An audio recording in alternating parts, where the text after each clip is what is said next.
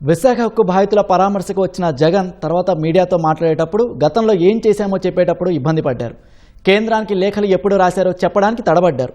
పక్కనున్న నేతలు అందిస్తున్నా ముందుంది వెనకుంది వెనకది ముందు అంటూ డేట్లు తిరగేసి చెప్పారు. జగన్ ఇబ్బందులు గమనించిన గుడివాడ అమర్నాథ్ పదే పదే స్క్రిప్ట్ అందిస్తున్నా జగన్ కన్ఫ్యూజన్ ఆగలేదు.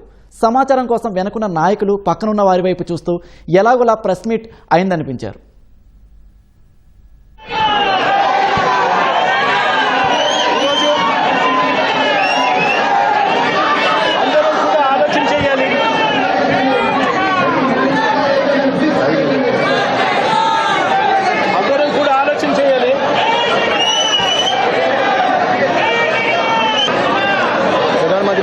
ఇందులో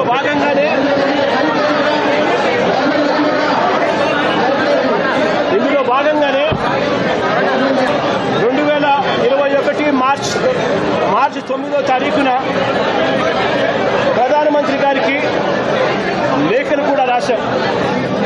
9వ తారీఖున లేఖ రాశాం.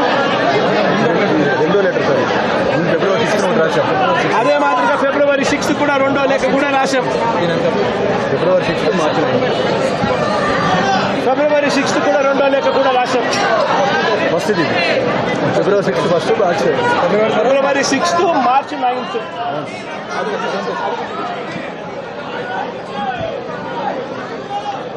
రెండు లేఖలు ప్రధానమంత్రి గారికి రాశాం.